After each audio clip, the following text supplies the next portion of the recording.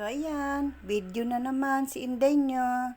Hindi nga po, pupunta kami sa guys, DIY, dahil bibili kami ng gripo. Kasi yung aming gripo guys, dun sa labahan namin, ay nag-leak na. So, papalitan namin. So, ayan guys, no, pumunta kami sa area ng bilihan ng mga gripo. Ayan, naka-display po. Ang dami, ang ganda.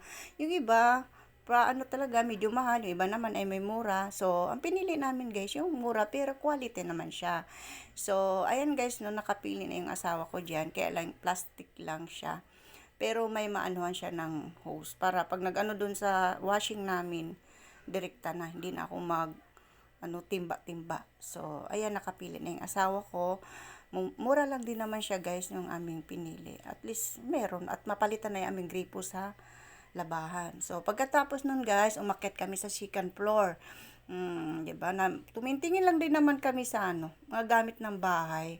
Ang gaganda nga po guys, no? So, syempre, pagsamantalahin ko na, dahil si Inday nakalabas, kahit gripo lang binili dyan sa DIY. For the content, for the video, si Inday nyo sa mga gamit ng bahay. Tuwang-tuwa talaga ako dyan guys, no? Kasi, kung mura lang pag-usapan, mura din naman ang DIY. Tsaka isa pa, aircon pa, ang lamig, o, diba guys, no? Sige, Inday, mag-video ka.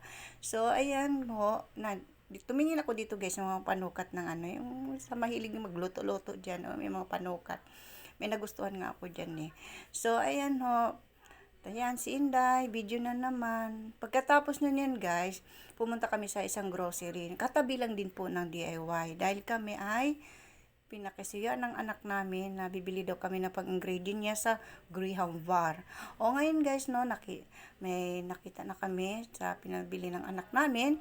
So, hinahanap naman namin yung yung condense naman guys, kasi may cream na kaming kinuha. Yung condense naman po. Ang problema sa condense, wala sila nung brand na hinahanap namin. So, ayan, kahit anong tingin-tingin ko na dyan at pinidyohan ko pa talaga, wala. So, ang nangyari, pumunta na lang po ako dun guys sa area ng mga biscuit o biscuits ba ang tawag doon.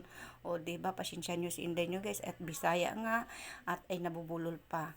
So, ayan po, hanap ko yung aking pakay dyan na biscuits o biscuit. Sus, kayo nang mag-intindi sa akin pag sasalita ba, Bisaya ang Inday nyo. So, ayan po, nakita ko na nga at kumuha din ako ng isa. Isa lang kinuha ko din dahil yun lang naman ang utos niya sa amin. Isa lang kasi meron pa naman siyang stock.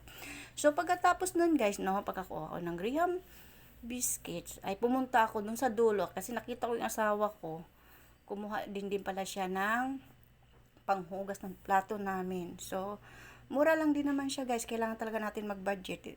Basta at least may panghugas tayo sa plato. Thank you for watching guys!